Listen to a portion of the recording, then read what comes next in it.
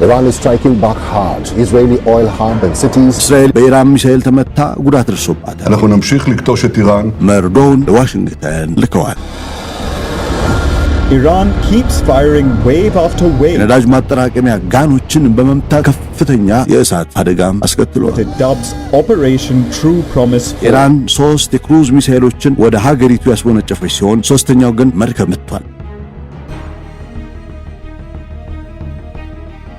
የኢራን ነገር ለዶናልድ ትራምፕም ሆነ ለመካከለኛው ምስራቅ የባህረ ሰላጤው ሀገራት ግምታቸው በላይ መሆኑን ቀጥሏል።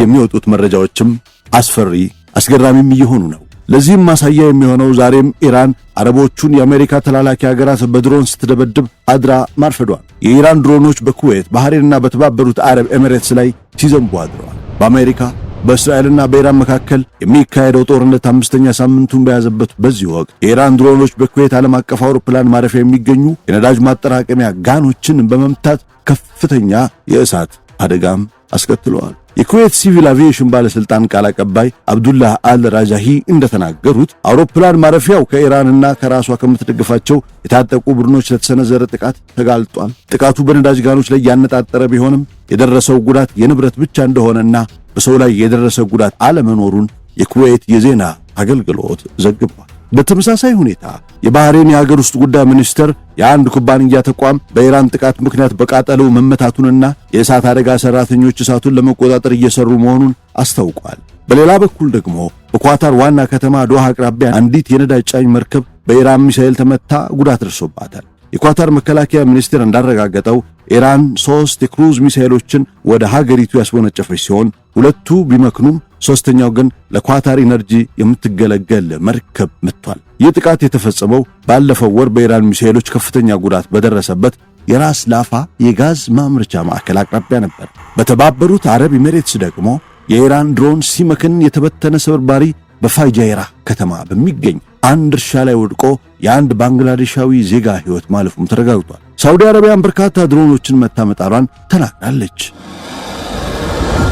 Iran keeps firing wave after wave of what it dubs Operation True Promise 4. ኢራን በዚህ መልኩ አልንበረከክም ማለቷን ከቀጠለች ቴህራንን በኒውክሌር ሊመቷት ማቀዳቸውን አንድ የተባበሩት መንግስታት ሰራተኛ ሚስጥሩን አሾልቆ አውጥቷል። በዚህ በኩል ደግሞ የኢራን ባለስልጣን ከዛሬ ነገ ይገባሉ የሚባሉትን የአሜሪካ ወታደሮች እየጠበቅናቸው ምነው ቀሩ ማለቷ ሲሰማ የውጭ ጉዳይ ሚኒስትሩ አባስ አራቺ የሆርሙዝ ወሽመጥን ማን መጠቀም እንዳለበትና እንደሌለበት የምትወስነው ኢራን ብቻ ነች ሲሉ ለዋሽንግተንም ፈርጠም ያለ ምላሽ ሰጥተዋል። አሜሪካና ኔቶም ታላቁን ፍቺ ሊፋቱ ስለመሆኑ ሌላ ማንም ሳይሆን ራሳቸው ትራምፕ ሲፎክሩ ውለዋል። የአሜሪካ ሚሳኤልስ ከዚህ በኋላ ለስንት ወራት መተኮስ የሚያስችል ክምችት አለው የሚለውን ጥያቄ የዋይት ሃውስ ሰዎችን አስጨንቋቸዋል ተብሏል። ከማለዳው መረጃዎቹን እንጀምር እስቲ። ዮናስ ክብረት አብሬያችሁ ነኝ። ታላቅ የምስራች በንግድ ማዕከሉ መርካቶ ተክለ ሃይማኖት አካባቢ ከ20 ካሬ ጀምሮ ለሥራ የሚመቹ ሱቆች በ300 ሺህ ብር ቅድመ ክፍያ ቀረበልዎት። ምንም አይነት የጋራ መገልገያና ተጨማሪ ክፍያ አይኖርቦትም። የገዙትን ሙሉ ካሬ ለንግድ ብቻ ይጠቀሙበታል። ግንባታው ተጠናቆ በ3 ወራት ውስጥ ሥራ ይጀምራል። ይህን ልዩ ዕድል ዛሬውኑ ይጠቀሙ። በተጨማሪም በፒያሳ ወዳጅነትና አራዳ ፓርክ አቅራቢያ አካባቢውን ለመቃኘት የሚያስችሉ አፓርትመንቶች በ771 ሺህ ብር ቅድመ ክፍያ እየተሸጡ ነው። የቀሩ ውስን ቤቶች ስላሉ አሁኑኑ በ0988 44 11 64 ይደውሉ።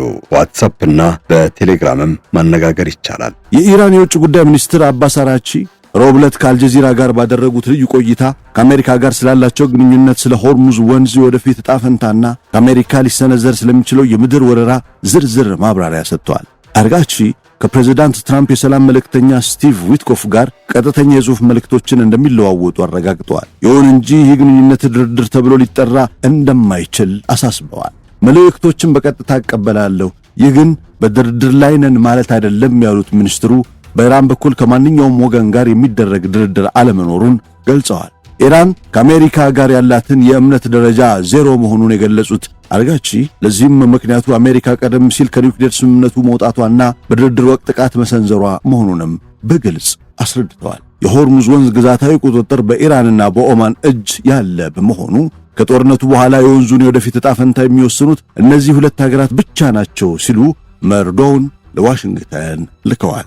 እንደ ኳታር ያሉ የባህረ ሰላጤው ሀገራት እኛም በውሳኔው መሳተፍ አለብን ቢሉም ኢራን ግን የወንዙ ባለቤትነት የእርሷና የኦማን መሆኑን ትከራከራለች። በአሁኑ ወቅት ወንዙ ዝግ የሆነው ከኛ ጋር ጦርነት ውስጥ ላሉ ሀገራት መርከቦች ብቻ ነው ያሉት አርጋቺ እንደ ቻይና፣ ህንድ፣ ፓኪስታንና ቱርክ ያሉ ሀገራት መርከቦች ግን ከኢራን ጋር በመነጋገር ወንዙን እየተጠቀሙበት መሆኑን ገልጸዋል። አሜሪካ ወደ ባህረ ሰላጤው ተጨማሪ ወታደሮችን እያሰፈረች መሆኑንና ፔንታገን በኢራን ላይ የምድር ወረራ ለመፈጸም አማራጮችን እያዘጋጀ መሆኑን ለቀረበላቸው ጥያቄ አርጋቺ በድፍረት ምላሽ ሰጥተዋል። እየጠበቅናቸው ነው ነበር ምላሻቸው። አሜሪካ እንዲህ አይነት ስህተት ትሰራለች ብለው ባያምኑም የምድር ጦርነት ከተጀመረ ግን ኢራን ራሷን ለመከላከል ይበልጥ ዝግጁ መሆኗንም ተናግረዋል። በምድር ጦርነት እንዴት መከላከል እንዳለብን በደንብ እናውቃለን። ማንኛውንም አይነት የምድር ጥቃት ለመመከት ሙሉ በሙሉ ተዘጋጅተናል ሲሉም አስጠንቅቀዋል።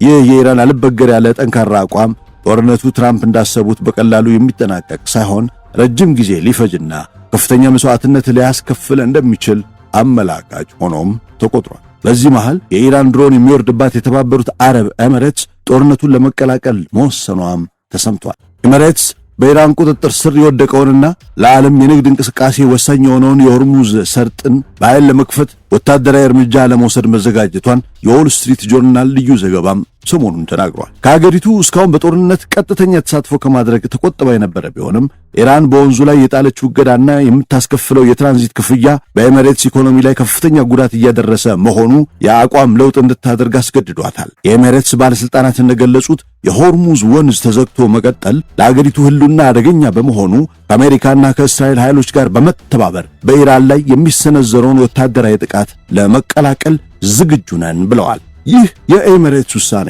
በመካከለኛው ምስራቅ ያለውን የኃይል ሚዛን በእጅጉ ሊቀይረው እንደሚችልም ተገምቷል። እስካሁን አብዛኞቹ የባህረ ሰላጤው ሀገራት የኢራንን ያጸፋ ጥቃት በመፍራት በጦርነቱ ላይ ቀጥተኛ ተሳትፎ ከማድረግ ተቆጥበው የቆዩ ቢሆንም ኤሚሬትስ በግልጽ ወደ ውጊያው እገባለሁ ማለቷ ሌሎች ሀገራትም ተመሳሳይ አቋም እንዲይዙ ሊያበረታታ ይችላል ተብሎም ተሰግቷል።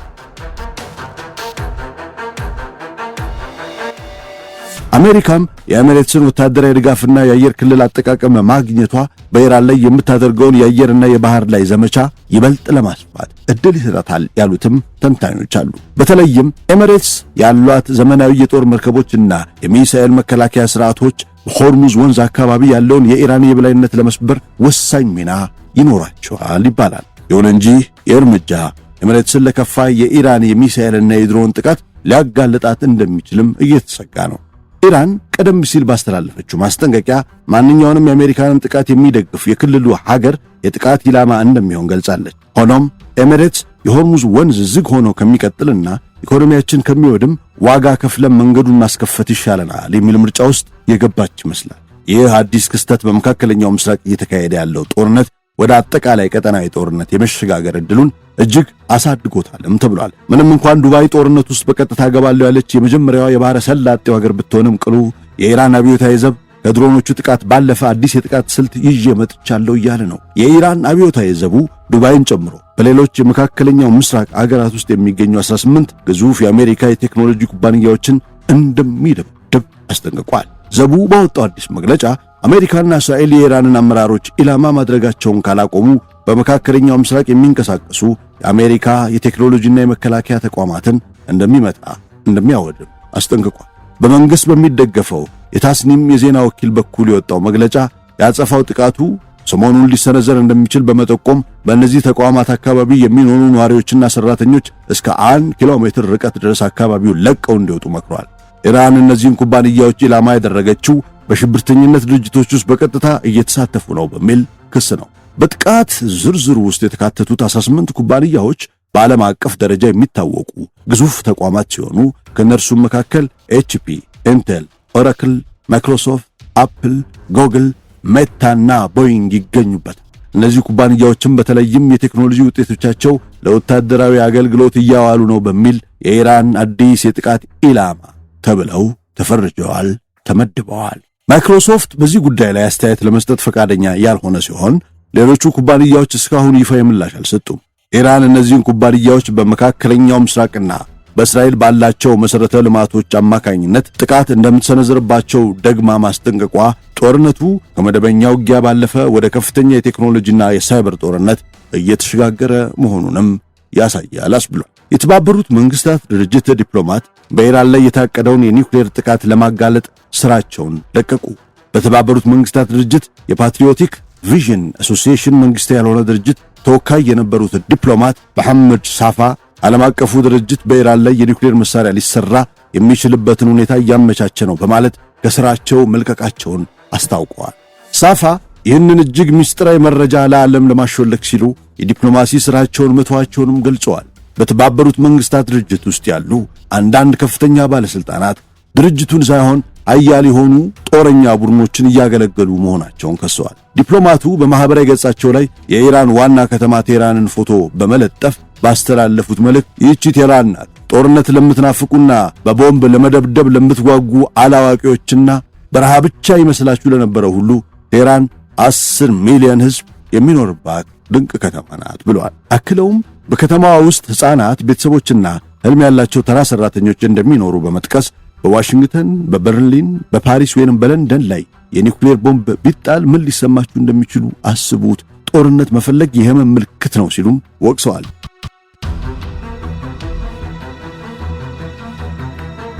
ሳፋ የተባበሩት መንግስታት ድርጅት በኢራን ላይ ሊሰነዘር ለሚችል የኒውክሌር ጥቃት ዝግጅት እያደረገ መሆኑንና እርሳቸውም የዚህ በሰው ልጆች ላይ የሚፈጸም ወንጀል ተባባሪ ላለመሆን ሲሉ ኃላፊነታቸውን እንዳገዱም በዝርዝር ጽፈዋል።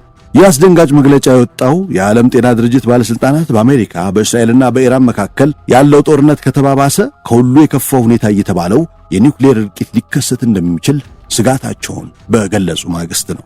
የዓለም ጤና ድርጅት የመካከለኛ ምስራቅ ዳይሬክተር ሃናን ባልኪ ድርጅቱ በአሁኑ ወቅት በቀጥታ የኒውክሌር መሳሪያዎችን ለመጠቀም ለሚደረጉ እንቅስቃሴዎች ዝግጅት እያደረገ መሆኑንም አረጋግጠዋል። በተመሳሳይ የቀድሞው የዓለም አቀፍ የአቶሚክ ኤነርጂ ኤጀንሲ ዲሬክተር መሐመድ አልባራዴ እብድ መሪዎች የመሸነፍ ስሜት ከተሰማቸው የኒውክሌር መሳሪያ ሊጠቀሙ እንደሚችሉ አስጠንቅቀዋል። እብድ ካሏቸው መሪዎች መካከል ትራምፕና ኔታንያሁ እንደሚገኙበትም በግልጽ ተናግረዋል። ፒቴክሴዝ አመኑ የኢራን ሚሳኤሎች ለአሜሪካ ስጋት አይደሉም ብለዋል። ታዲያ ጦርነቱ ለማን ነው? የአሜሪካው የመከላከያ ሚኒስትር ፒት ሄግሴዝ በፔንታገን በሰጡት መግለጫ የኢራን ባሊስቲክ ሚሳኤሎች ለአሜሪካ መደበኛ ግዛት ምንም አይነት ስጋት እንደማይፈጥሩ በግልጽ አምነዋል።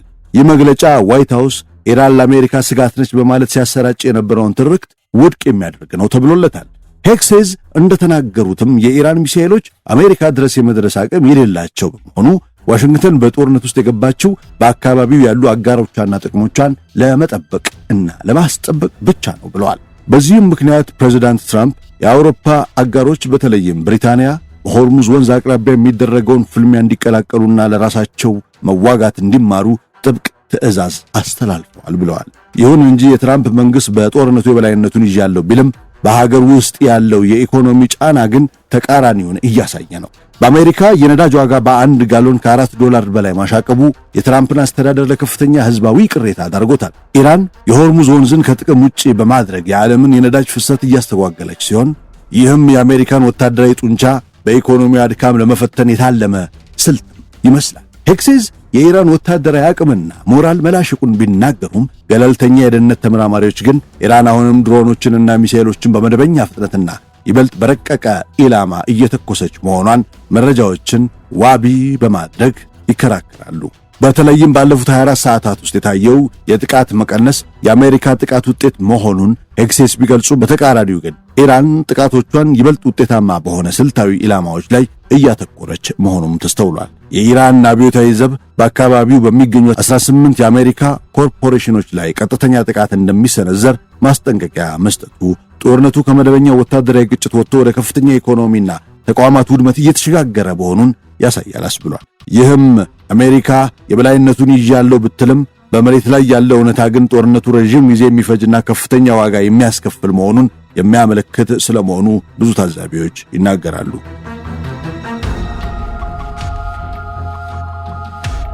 በእርግጥ ጦርነቱን ማን እያሸነፈ ነው ያለው የሚለውን ጥያቄ ተያይዞ ሲነሳ ይስተዋላል። ከላይ የጠቀስነው የሄግሴዝ ሰሞነኛ መግለጫ በዓለም አቀፍ መገናኛ ብዙሃን ዘንድ ከፍተኛ መነጋገሪያ ሆኗል። ሄግሴዝ እንደተናገሩት የአሜሪካ የመከላከያ ኢንዱስትሪ መሰረት ከሁለተኛው የዓለም ጦርነት ወዲህ ታይቶ በማይታወቅ መልኩ እጅግ ጠንካራ፣ በከፍተኛ ፍጥነት እያደገ ያለበት ደረጃ ላይ ይገኛል። በተቃራኒው ደግሞ የኢራን የመከላከያ ኢንዱስትሪ ሙሉ በሙሉ ሊባል በሚችል ደረጃ ወድሟል ሲሉ የድል አድራጊነትን ትርክታቸውን አጋርተዋል። ሆኖም ግን በመሬት ላይ ያለው የጦር ሜዳ መረጃና ተጨባጭ ሁኔታዎች ከዚህ ንግግር በእጅጉ ይጋጫሉ።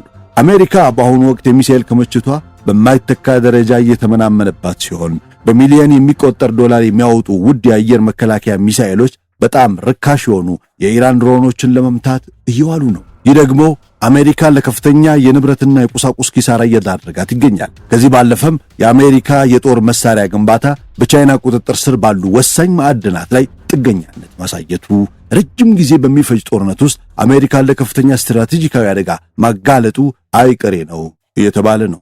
የአውሮፕላን ተሸካሚ መርከቦች በጥገና መጓተትና በመርከብ ማምረቻ ጣቢያዎች እጥረት ምክንያት ወደ ተግባር ለመመለስ እየተቸገሩ መሆናቸው ደግሞ የአሜሪካን የባህር ኃይል የበላይነት ጥያቄ ውስጥ ከቶታል። ሄክሴዝ የኢራን የመከላከያ አቅም ወድሟል ቢሉም መረጃዎች የሚያሳዩት ግን ኢራን እስካሁን ከተጠቀመችው የሚሳኤል ክምችት ከ60% በላይ የሚሆነውን ገና ያልተነካ መሆኑ ነው።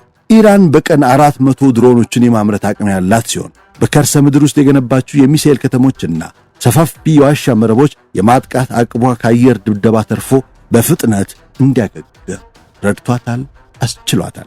በእርግጥም የአሜሪካ የስለላ ድርጅቶች ራሳቸው ማረጋገጥ የቻሉት የኢራን ሚሳኤል ክምችት 1/3 ብቻ መውደሙን ነው። ይህም ማለት አሁንም አብዛኛው የኢራን የጦር ኃይል በሥራ ላይ ነው ማለት ነው። አሜሪካ በአሁኑ ወቅት ተጨማሪ የጦር ፈንድ ፍለጋ በምትሯሯጠውና አጋሮቿን እርዳታ የምትጠይቀው የኢራን አቅም ስለወደመ ሳይሆን የራሷ የጦር መሳሪያ ክምችት ከሚመረተው በላይ በፍጥነት እየተመናመነ ስለሆነ መሆኑንም ልብ ይለዋል። ይህንን በንግግርና በመሬት ላይ ባለው እውነታ መካከል ትልቅ ልዩነት እንዳለና ጦርነቱ ወደ አሜሪካ የማይመች የሀብት መመናመን እያመራ መሆኑን በግልጽ ያሳያል። ለዚህም ማስረጃ እንጥቀስ ካልን ሌላ ምንም ሳይሆን የአሜሪካንን እስከ ዛሬ የተተኮሰ ሚሳኤሎችን አሁን ከቀራትና በዓመት ማምረት ከምትችለው የሚሳኤል ቁጥር አኳያ ማነጻጸር ብቻ ይበቃናል። አሜሪካ ባለፉት 31 ቀናት ውስጥ ብቻ 2400 የፓትሪዮት መቃወሚያ ሚሳኤሎችን ተኩሳለች። ይህ ማለት አገሪቱ በዓመት ከምታመርተው 650 ሚሳኤሎች በ4 እጥፍ ይበልጣል። በአሁኑ የምርት ፍጥነት ይህንን ክምችት ለመተካት 3 ዓመት ከግማሽ ይፈጅባታል። በተጨማሪም አሜሪካ በዓለም አቀፍ ደረጃ ካላት ታድ ከተሰኘው የሚሳኤል ክምችት 40% የተጠቀመች ሲሆን ይህንን ለመተካት ደግሞ ከ4 እስከ 5 ዓመታት ያስፈልጋታል። እያንዳንዱ የሚሳኤል መቃወሚያ ኒዮዲሚየምና ሳምሪየም ኮባልት የተባሉ ብርቅዬ ማዕድናትን የሚፈልግ ሲሆን እነዚህ ማዕድናት ደግሞ 90% በቻይና ቁጥጥር ስር ያሉ ናቸው። አሁን የአሜሪካ የመከላከያ ሚኒስትር ያለው የእነዚህን ማዕድናት ክምችት ለ2 ወራት ብቻ የሚበቃ መሆኑንም ማስታወስ ያሻል። ዜጋ ይህ ሁኔታ አሜሪካንን ለከፍተኛ አደጋ አጋልጧታል። በሪያድ ሰማይ ላይ የኢራንን ፋታ 2 ሚሳኤል ለመምታት የምትተኩሰው እያንዳንዱ ፓትሪዮት ነገ በታይዋን የባህር ወሽመጥ ላይ ቻይናን ለመመከት የምትውል ነበረች። አሜሪካ የፓሲፊክ ውቅያኖስን የበላይነት ለመጠበቅ የምትጠቀምባቸው ማዕድናት አሁን በመካከለኛው ምስራቅ ጦርነት የተነሳ እየተመናመኑ ነው። የሚገርመው ደግሞ ኢራን አሜሪካን ለዚህ ከፍተኛ ወጪና ኪሳራ ያደረጉባትን ሚሳኤሎች እንድታመርት ነዳጇን የምትገዛላት የሳተላይት መረጃና የሚሳኤል ነዳጅ የምታቀርብላት ቻይና መሆኗን ነው። ከዚህ አኳያም ቻይና በአንድ በኩል ለአሜሪካ የሚሳኤል መሳሪያ ማዕድናት አቅራቢ፣ በሌላ በኩል ደግሞ የኢራን የጦር መሳሪያ ደጋፊ እንዲሁም የነዳጅ ዋነኛ ደንበኛ በመሆን የጦርነቱን ሂደት በበላይነት እየተቆጣጠረችው ትገኛለች ብንል ብዙም አንሳሳትም። እናም አሁናዊው ተጨባጭ ሐቅ በዚህ መልኩ አቅሟ እየተዳከመ የመጣችው አሜሪካ ከቻይናስ ጋር አንዳች የሆነ የስሌት ስምምነት ውስጥ ለመግባት አትገደድምን የሚለው። የዚህ ስምምነት ስሌትም ቀላል ነው። አሜሪካ ሚሳኤሎቿን ለመስራት የቻይና ማዕድናት ያስፈልጓታል። ቻይና ደግሞ የኢራን ነዳጅ እንዲደርሳት የሆርሙዝ ወንዝ መከፈት ይፈልጋል። አሜሪካ ክምችቷ ዜሮው ከመግባቱ በፊት ጦርነቱ እንዲቆም ትፈልጋለች። ቻይና ደግሞ በምላሹ የታሪፍ ቅነሳ፣ የቴክኖሎጂ እገዳዎች እንዲነሱላትና ለታይዋን የሚሰጠው የጦር መሳሪያ እንዲቆም ትጠይቃለች። ባያሌው ማለት ጥያቄው ስምምነት ይደረጋል ወይ የሚለው ሳይሆን አሜሪካ በመካከለኛው ምስራቅ የቀራት ጉልበትን ለማትረፍ ስትል በፓሲፊክ ውቅያኖስ ላይ ያላትን ስትራቴጂካዊ የበላይነት ምን ያህሉን አሳልፋ ትሰጣለች የሚለው ነው። የአሜሪካ የመከላከያ ኢንዱስትሪ 78% በቻይና ማዕድናት ላይ ጥገኛ መሆኑን አንድ የራንድ ኮርፖሬሽን ጥናት ያሳያል። አሜሪካ እጅግ የረቀቀ ጦር ቢኖራትም መሰረቱ ግን በዋነኛ ተቀናቃኟ ቻይና ላይ የተገነባ ስልጣኔ ነው። አሁን አሜሪካ ያለ ቻይና ትብብር ክምችቷን መተካት በማትችልበት ደረጃ ላይ ሆና ጦርነት ውስጥ ገብታለች። ቻይና ደግሞ በቤጂንግ የመሰብሰቢያ አዳራሽ ተቀምጣ አሜሪካ ወደፊት እንደ ሀያል ሀገር ለመቀጠል የሚያስፈልጓትን ማዕድናት ለመስጠት በምላሹ ከአሜሪካ ምን ያህል ጥቅም እንደምትነጥቅም እያሰላች ትገኛለች። ይህ የክፍለ ዘመኑ ታላቅ ስምምነት ለአሜሪካ የምርጫ ጉዳይ ሳይሆን የግድ መደረግ ያለበት የሂሳብ ቀመር ስሌት ሆኖ ተገኝቷል።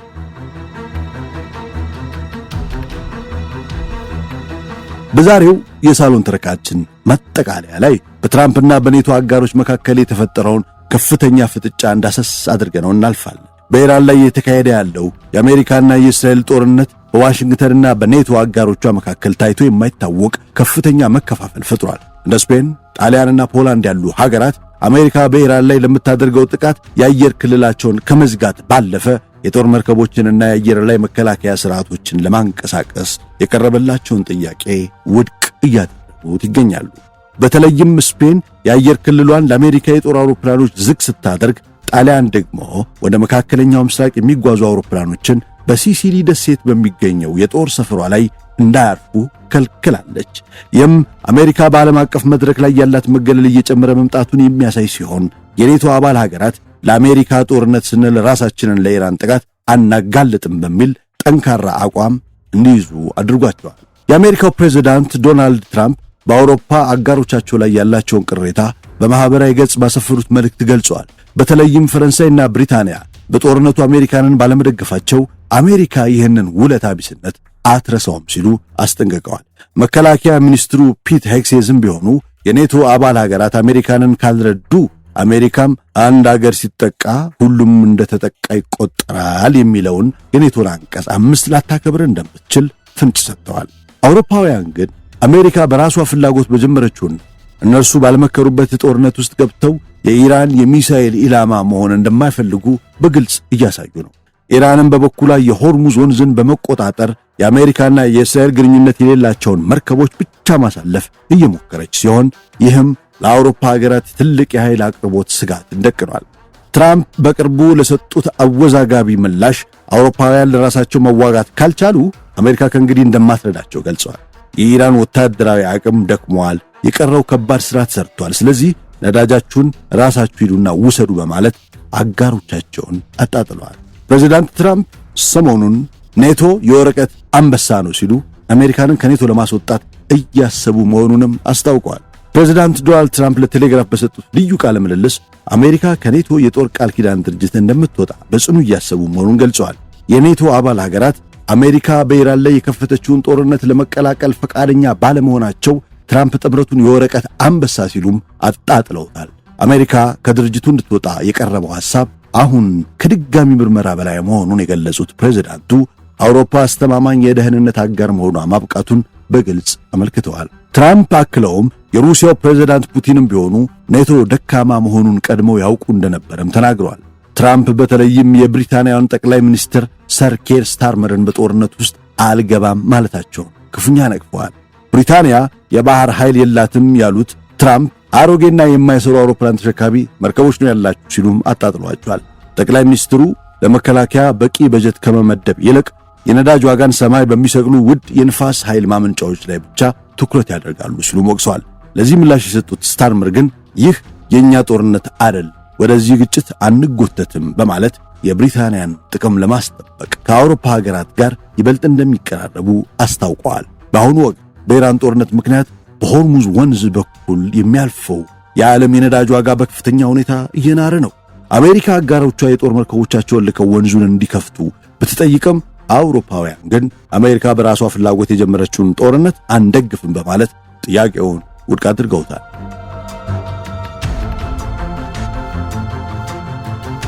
የውጭ ጉዳይ ሚኒስትሩ ማርኮ ሩቢዮም ቢሆኑ አውሮፓውያን ለአሜሪካ የጦር ሰፈርን ከመከልከላቸው አንጻር ኔቶ የአንድ ወገን መንገድ ሆኗል ሲሉም ከሰዋል።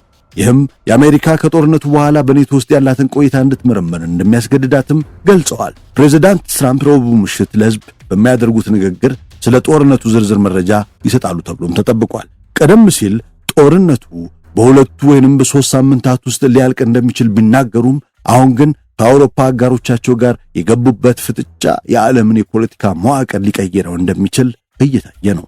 ትራምፕ አሜሪካን ከኔቶ ለማስወጣት ቢፈልጉም በሕግ ደረጃ ግን የሴኔቱ ወይንም የኮንግረሱ ፈቃድ እንደሚያስፈልጋቸው ይታወቃል። ይሁን እንጂ የአሜሪካ ጦርን ከጀርመን ለማስወጣት ማሰባቸውና አባል አገራት ካልከፈሉ አንከለክልም የሚለውን አዲሱ መመሪያቸውን የኔቶን የወደፊት ህልውና ከፍተኛ አደጋ ላይ ጥሎታል። ሆኖም ግን ከዓለም የነዳጅ ፍሰት 20 በመቶ በሚያልፍበት በዚህ ስልታዊ ወንዝ ላይ አሜሪካ ቁጥጥሯን ማጣቷ በታሪክ አሜሪካ እንደ ሀያል ሀገር ያላትን ክብር በእጅጉ የሚሸረሽር ሆኗል። ኢራን በበኩሏ አሜሪካን ለሚቃወሙ የኔቶ አባላት ልዩ ዕድል እንደምትሰጥ እየገለጸች ሲሆን ለምሳሌ ስፔን የአሜሪካን ጦርነት ባለመደገፏ መርከቦቿ በሆርሙዝ ወንዝ በሰላም እንዲያልፉ ፈቃድ ልትሰጥ እንደምትችል ፍንጭ ሰጥታለች። ይህም የኔቶ ጥምረት በኢራን ጦርነት ምክንያት እስከ መፈራረስ ሊደርስ የሚችልበት አደጋ ላይ መሆኑን ያሳያል። በኔቶ በዚህ መልኩ መፈራረስ ደግሞ የመጨረሻውን ሳቅ የሚስቀው እርሱ ረጅሙን ሳቅ ይስቃል እንዲል ቢሉ ያ የመጨረሻው ሳቅ የሌላ የማንም ሳይሆን የቭላድሚር ቭላድሚሮቪች ፑቲን ይሆናል። ደናው የሳሎም ዩብ ቤተሰቦች